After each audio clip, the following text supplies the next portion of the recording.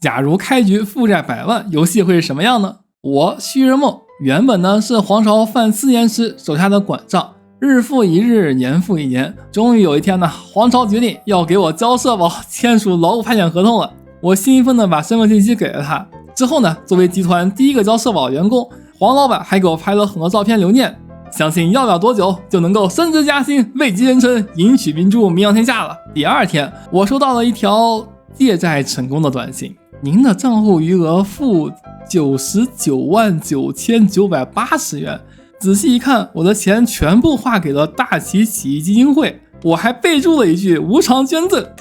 如今负债100万的我，身边只有我的好兄弟思亮，还有我的老婆文平。没关系啊，不过是负债100万啊，只要努力，之后我一定能够回到长安。需100万流浪记正式开始。在逃离长安之前呢，3个人部队还是显得太单薄。军营里呢，我还有一个好朋友啊，叫做敦吉，此人军事能力非常出众啊，一定能帮得上忙。还有长安酒馆中的酒友朋友啊，宗岩，他的外交能力很好，尤其是讲荤段子啊，非常厉害啊，人送外号纯洁者宗岩。好了，队伍这就算是组建好了，接下来就该想办法挣点路费了。当地的知州克俭啊，据说非常喜欢收藏宝物，刚好我这里呢有一尊传国玉玺，你看你离皇朝这么近，对吧？兵荒马乱的，很快啊，皇朝大军就要攻下你的耀州啊！届时你把这玉玺奉给皇朝啊，知州辅军，只要你买了，你就能够升职加薪，位极人臣，迎娶明珠，名扬天下了。克俭看着几十里外的皇朝大军啊，最终还是咬咬牙，付给了我们103块钱，买下了这尊刻着精忠报国的传国玉玺，而我们也该启程离开长安了。那么问题就来了，对吧？离开长安去哪儿呢？现在的皇朝啊，一定非常想让我死。我们能去最安全的地方，应该就是当今唐朝的临时政治中心成都了。这一路上呢，我们要翻过山脉进入川西平原，还是比较危险的。所以呢，旅行选项这里可以勾选佣兵卫队，只需要2块钱。这个时候可能小伙伴要问了需100万呢？需100万？你不是欠100万吗？这2块钱你从哪儿出呢？当然是借我钱的钱庄出了。我要是欠几百几千块钱，钱庄可能天天逼着我还钱，可是我欠100万了，钱庄的唯一希望是我别死。883年6月，营地迁移至了成都，而皇朝那边的战事呢进入了白热化，皇朝佣兵27000余众，其中包含了大量的精锐雇佣兵。至于钱，都是我的钱呢。唐皇帝这边一共是3家节度使秦王，加起来3、4千人，还有雁门大都督李克用领军9000，加上唐皇自己的军队呢21000余众，怎么看也是皇朝压倒性的优势啊！毕竟这个皇朝钱呢花不完，永远都有雇佣兵加入。放下地图，好兄弟思亮推门而入啊！他说在当地呢遇到了一个叫做安山的女子，安山，好名字啊，这一听就很忠君爱国，想要和他结婚啊，但是没有钱出彩礼。我帮你贷款不就行了吗？反正柿子多了不痒，债多不愁，再多一笔彩礼贷也无所谓。很快呢，2人完婚，安山加入了我的营帐。但是呢，因为银行通知啊，这笔彩礼要在我还完这100万之后才能转给他啊，所以好远度付100。因为安山觉得我至少需要100年才能还得完。另外，安山呢也带来一个消息啊，附近呢有一处叫做建州，这里的知州呢也很喜欢收藏宝物。刚好呢，我还有一尊玉玺啊！你看你离唐皇帝这么近，马上唐皇帝就要拼皇朝反长安了。临走之前，你把这尊玉玺封上去，知州辅军，只要你买了，你就能够升职加薪，位极人臣，迎娶明珠，名扬天下了。刚说完就被赶了出来。原来这个知州是支持皇朝的，真该死！转眼间来到成都3年了，虽然说还是没有多少钱呢，但是也是儿女双全了。营地呢依然是和刚开始那番样子，钱庄不认为建设营地对还钱有什么帮助啊，所以我们没有办法主动做任何建设。营地的情绪呢也不太好，包括得知可能要负债子偿的儿女啊，一共有7个人反对我。不过就是要等我还完钱才能发出工资嘛，怎么一点耐心都没有呢？但是也不能怪他们的，钱庄呢也一直在逼迫还债。后来我总是梦到皇朝被唐皇帝抓了起来，挖去了双眼，拔掉了舌头，丢到了我的营帐中做小丑。可是一睁眼呢，充耳都是皇朝拥军大破唐军的消息，又幻想了。不过皇朝势力呢越来越大，确实真实。成都也逐渐不安全了，距离前线呢越来越近，是时候继续迁移营地了。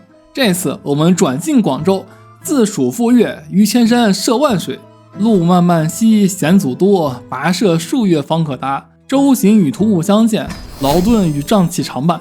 此行之苦，非言语能尽。途中所遇强盗和野兽袭击都是常见，还有森林大火，连我的女儿差点死在途中。1年后，我们终于到了广州，妻子则是又为我诞下一子，这本是个好消息啊。但是可惜呢，因为文化语言不通啊，我们在当地就连乞讨也难成功，一顿连说带比划，然后被当地人当作蟑螂成精打了一顿。或许这里并不是最好的选择。就在大家心灰意冷的时候呢，一位名叫 P 的老者出现，他给出一张藏宝图，说是要下南洋离开广府。那么可能小伙伴要问了，为什么不去东洋呢？因为我刚看完少年们的乐子架空历史小说，是日本首相，整书堪称现代007大战。美帝败退岛链，日本吞下战败苦果的时候，主角李星河穿越到这里，只是刚落地就被东大有关部门给发现了。这一查身份，简直就是比白纸还白，是天选特工人。于是李星河接受特工训练后来到日本东京，他需要在这里打入这派的内部，获取他们的情报。然而越干感觉又不对，东大给的美帝甲身份竟然让他阴差阳错的进入了东京 CIA 分部，接着又被推荐入职到了警视厅的内部，同时打3份工。3面间谍可是真的太刺激了，稍微露出些马脚就是死啊！随着位置越爬越高，竟然阴差阳错下成为了日本首相。如果这一本看的还不够满足，那么少年们阅读还有其他更多的架空历史、动漫后宫、游戏同人等多种题材小说可供选择来看。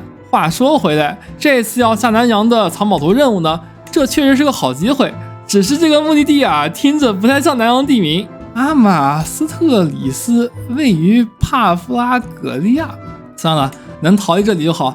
出发下南洋，首先是南下登海，然后沿岸行进，直到然后老邓，你说的南海是黑海南岸呢？如此遥远的行程，肯定不能带着营地一起出发，只能少数几人前往。怕是比自主赴约还多险阻，但是也不能不接嘛，对吧？因为现如今的营地可谓是艰难交迫，就连当地特色坐骑大蟑螂都绕着走。这单买卖虽说给的不多，但是那个叫 P 的老邓说了啊，我可以放心大胆去。吾妻子彼养之，听起来有些奇怪，总感觉某个坏东西也这么说过。算了，不管了，规划一下行程好了。首先呢是登陆南海，感受一下当地风情啊。这里南海诸国啊，应该机会比在大唐要多一些。横穿之后重登南海，沿岸行进到狮子国巡游，在福海越洋航入大石海湾，登陆大石，接着北上陆行数月，到了福陵国就算是陆行过半了，然后再原路返回大石海湾，沿海航行重回广府。这么一趟下来，估计得4年起步了。不能拖了，再拖就要我们扔退役了。出发！前事无处一笔带过，这趟的旅程呢，确实如其所愿，我平安的于892年年底回到了广州，继续出海下南洋，真正的南洋。93年，营地迁移到了没落于的王国首府佛市，但是这个时候的没落于呢，还在内战啊，乱军四起，等了几个月也没变化。毕竟我们的营地啊没有军队，赚不到钱，那继续转进婆罗洲。即将靠岸的时候呢，得知了一个消息，黄老板死了。现在的大齐君主呢是黄存啊，黄巢的兄长。黄存继承到了弟弟的百万资产，看来短时间内大齐不会灭亡了。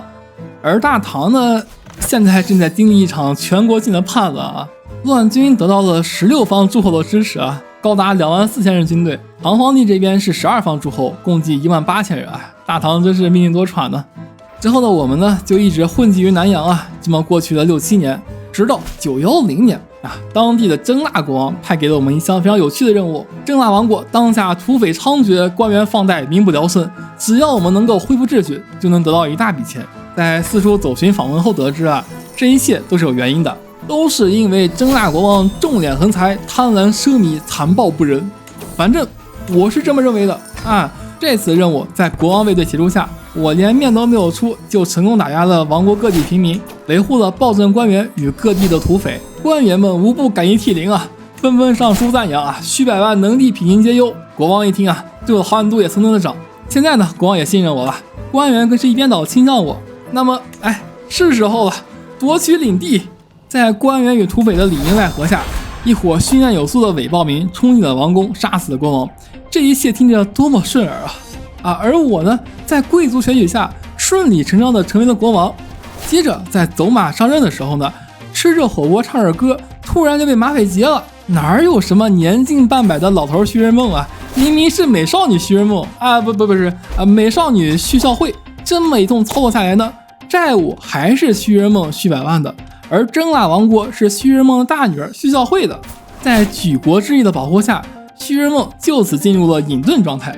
这边的徐孝慧呢，迎娶当今的唐皇帝的侄子李仁景，真腊就此与大唐缔为同盟。接着继续蚕食前任真腊国王的残党，发动公国级圣战，攻打商蒲。战争正如火如荼的进行中，突然听闻大唐明道皇帝李振被废黜了，那我的盟约也完了呀！啊，李轩，唐太上皇因为废黜战争复位了。从公元873年开始啊，李轩做了37年的圣神聪睿仁哲明孝皇帝，刚刚退位给儿子李振，不过3年，这就被旧党推翻下台了啊！李轩复位，你没死啊？总之问题不大啊。李振呢还是第一继承人，李轩呢也没法返老还童啊，等他死就好了。2年后，商蒲成功拿下，更名湖南啊，不是湖南啊，是湖南。至于还剩下一块二地啊，应该不构成什么威胁了。接下来是过河拆桥、卸磨杀驴环节了，剥夺头衔。这些湿婆派的击灭本地人，绝不能够作为我们真腊的组成部分，非我族类，其心必异。这里是真腊，该走的是你们这些臭本地的。2年后，异族叛乱被平定，这里的土地呢将会由太平道的神职接手。然后是对外扩张，大齐呢因为超过了外交距离啊，所以无法宣战。我们需要一处跳板中继点，最终选择了兵力最少的裘州。我有预感啊，这将是最后一场压倒性的胜利。进军途中收到了唐皇帝邀请入战消息，哎，李振啊，居然是你啊！李轩终于是彻底死了啊，比我想的要早呢。第一场战争爆发于裘州啊，接战后没多久啊，弟弟徐天金就死在战场上。紧接着又是一道坏消息传到了帐中，父亲徐日梦，也就是徐百万，因为肺炎而离世了。这下是真的隐遁了。好消息是呢，随之入土的还有徐百万的100万债款。19个月后，裘州被攻下。哎，放心吧，父亲，我一定会在有生之年将你埋葬于故土长安的，一刻都不能耽误。即刻向大齐宣战，黄金客，你等死吧！趁现在只有6000军队，趁你病要你命。这场的目标是京兆以及武功、耀州，先集结军队前往光州驻扎，等待南亚的盟友到齐，再邀请唐皇帝入战。波罗国王选择从陆路过来啊，也行，那我们去巴州接应。920年9月，终于在地平线上看到了波罗国王的军队，哎，是时候了，李振加入我。单军会合后，先假意进攻定军山，勾引敌军出长安。等敌军主力冲出来之后呢，我们撤退到旁边的盘提山上，其中一支8000余人的敌军啊，无地调转方向被迫进攻，而另一支4000余人的敌军啊，仓皇逃窜，真匹夫也。盘提一战，我们辉煌大捷，330的战损，歼灭敌军3000余人。但是很快呢，皇朝就会雇佣更多的佣兵啊，这并不算什么优势，所以要乘胜追击。3军急行到了定军山，抓到了刚被打散的敌军，227人战损，歼灭敌军1800余人，又是一场史诗大捷。很快，定军山被3军联合攻下，而黄金客的佣兵又组织起来了近13000人。哎，是时候了，撤退！敌军看我们撤退啊，估计没想到，所以乱了阵脚。大齐的第一军6000余人杀到了3泉，而第二军7000余人回到长安。那这6000多人怎么可能打得赢我们联军呢？又是200战损，杀了对方1100，而撤回长安的大齐第二军又折返回来驰援。哎，可惜晚了。战争爆发于已经被我们攻下的定军山，战力防守优势当场拉满。即使刚被击溃的第二军整顿好，及时的驰援到定军山，那也无济于事啊。这一场双方都是13000军队，但是质量差距呢非常非常大。我方联军只有2000的职业兵士，其余都是老农征召兵。